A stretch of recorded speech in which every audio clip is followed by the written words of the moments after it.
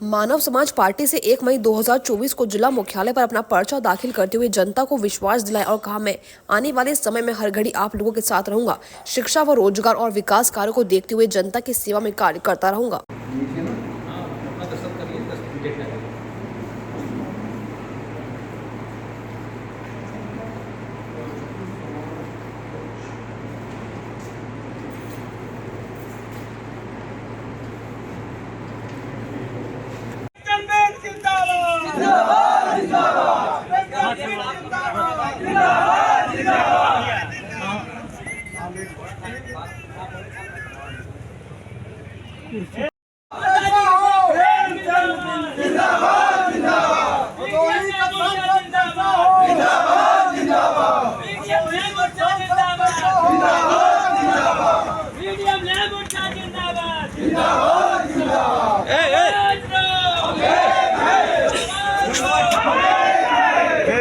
बाहरे बाहरे भैया झंडा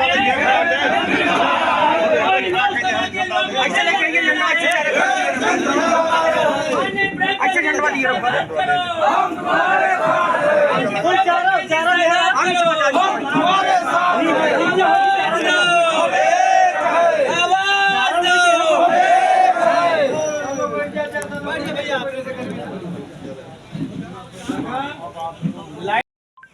किन मुद्दों को लेकर इस बार आप चुनाव लड़ रहे हैं? इस बार हम 78 भदोही लोकसभा क्षेत्र में शिक्षा की व्यवस्था को दुरुस्त करने के लिए, चिकित्सा व्यवस्था को ठीक करने के लिए और इसके साथ ही साथ युवाओं को रोज़गार दिलाने के लिए कल कारखाना, कंपनी, फैक्ट्री, मिल लगाने के मुद्दे को लेकर के चुनाव लड़ रहे हैं। इसके साथ ही साथ बिंद, केवट, निषाद, नाई, प्रजापति इत्यादि जो अति पिछड़ी जातियाँ हैं, इनको आरक्षण दिलाने के मुद्दे पर हम काफ़ी लंबे समय से संघर्ष कर रहे हैं। जनता का स्नेह, सहयोग, प्यार, आशीर्वाद मिला तो हम इस मुद्दे को संसद में उठाएंगे।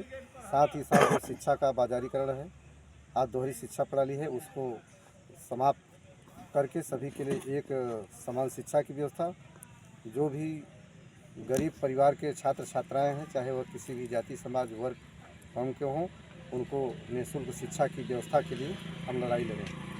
आप स्वयं एक बिंद बिरादरी से होकर के मैदान में उतरे हैं। आपके बिंद मतदाता को ही दो अन्य बहुचर्चित पार्टियां दिखाने के लिए प्रयासरत हैं। आप उनसे कितना अपने आप को मजबूत समझ रहे हैं? इस समय बिंद समाज सहित अति पिछड़े समाज का समर्थन और झुकाव हमारे ओर है, क्योंकि जो बिंद की बात कर रहे हैं, किन बिंद की, वह जो है समाज के हक हिस्सा के लिए, समाज के मुद्दों पर कभी संघर्ष नहीं किए हैं। यहाँ पर मैं गांव-गांव गया हूँ, एक बार नहीं बल्कि 10-10, 5-5 बार हर गांव में गया हूँ। और जो दूसरे बिंद आ रहे हैं लड़ने के लिए, वो बहुत ही कम गाँव में गए होंगे, लगभग नहीं के बराबर। और एक जगह से विधायक हैं ही, अभी वहाँ की जनता उनसे खुद ही नहीं संतुष्ट है, निराश है, और तब तक यहाँ चले आए हैं। और इस बार सर्व समाज के लोग प्रगतिशील मानव समाज पार्टी की जीत के लिए आज अपना आशीर्वाद दे रहे हैं। जनपद में एक मुद्दा चला, जनपद का प्रत्याशी बाहरी प्रत्याशी, उसमें आप अपनी जीत को कितना प्रबल मानते हैं? देखिए, जो कि जनपद का प्रत्याशी और बाहरी प्रत्याशी की बात है, तो यहाँ पर जो भी मुख्य मुकाबले में हैं हमारे सामने, प्रगतिशील मानव समाज पार्टी के सामने, चाहे वह बसपा कैंडिडेट हो, चाहे तृणमूल कांग्रेस का हो, चाहे बीजेपी का कैंडिडेट हो, मेरा दावा है कि इन लोगों की सेवा की भावना नहीं है।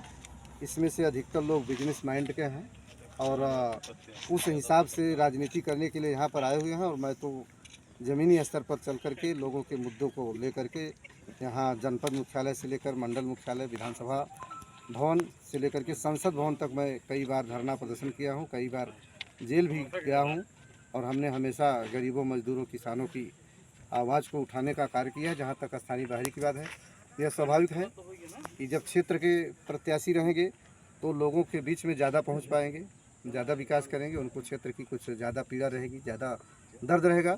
और अभी तक का ये कट अनुभव है इस 78 भदोही की जनता को कि जो भी बाहर से आए जीत करके गए वो लोग यहाँ 78 भदोही में समय बहुत कम दिए हैं।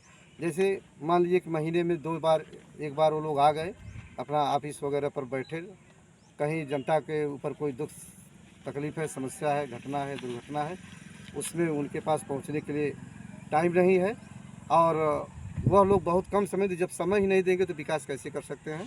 तो ऐसी परिस्थिति में हमने तो पूरा जीवन ही जनपद भदोही को या अगल बगल के पास पड़ोस के अंचल में, गाँव में देने का कार्य किया है। इसलिए मैं क्षेत्र के विकास के लिए, लोगों के दुख दर्द को दूर करने के लिए जितना भी हमसे संभव होगा हमेशा 24 घंटा तत्पर रहूँगा।